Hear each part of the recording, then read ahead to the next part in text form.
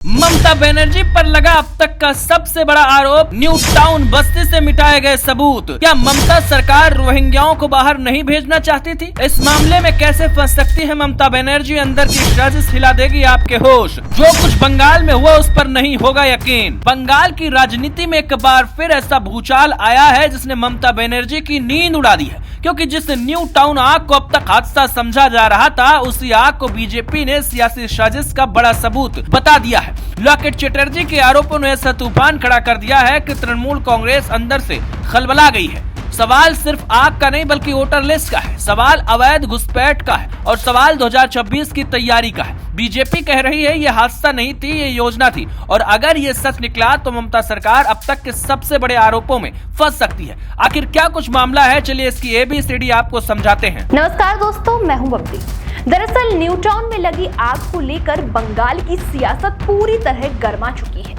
BJP नेता locate Chatterjee ने इस आग को सीधा साजिश करार देते हुए ममता बनर्जी सरकार पर गंभीर आरोप लगाए हैं। लोकेट चटर्जी का कहना है कि ये आग जानबूझकर बस्ती में लगाई गई ताकि वहां रह रहे लोगों के पुराने कागजात जल जाए और फिर उसी आधार पर अवैध तरीके से वोटर लिस्ट में नाम जोड़े जा सके। दोस्तों, उनका दावा है कि ये पूरा खेल 2026 विधानसभा चुनाव को ध्यान में रखकर रचा गया है। लोकेट चटर्जी ने आरोप लगाया कि राज्य सरकार जानती है कि बंगाल में बांग्लादेश से अवैध घुसपैठ हुई है और अब सवाल ये है कि इन लोगों को वोटर कैसे बनाया जाए। बीजेपी नेता का कहना है कि आग के बाद वहां के लोग खुद कह रहे हैं कि उनके पुराने कागजात जल गए हैं, इसीलिए उनका नाम फिर से वोटर लिस्ट में जोड़ा जाए।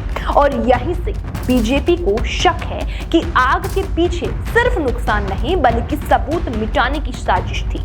आरोप है कि ममता सरकार रोहिंग्या और अवैध घुसपैठियों को बाहर नहीं भेजना चाहती। अब ऐसे में अगर सच में इसकी जांच होती है और ममता की भूमिका इसमें मिलती है तो उनकी मुश्किलें बढ़ जाएंगी। लोकेट चटर्जी ने प्रधानमंत्री नरेंद्र मोदी के बयान का हवाला देते हुए कहा कि केंद्र सरकार साफ कह चुकी है कि एक भी अवैध घुसपैठिया देश में नहीं रहेगा, लेकिन बंगाल सरकार वोट बैंक की राजनीति में उल्टा रास्ता अपना रही है। बीजेपी का कहना है कि अवैध वोटर्स को बचाने के लिए राष्ट्रीय सुरक्षा तक से समझौता किया जा रहा है और इस पूरे मामले में बीजेपी ने तृणमूल सरकार के विकास मॉडल पर भी हमला बोला है। आपको बता दें कि लोकेट चटर्जी ने कहा है कि बंगाल में जो बिजनेस कॉन्क्लेव और इन्वेस्टर मीट दिखाई जाती है वो सिर्फ दिखावा है।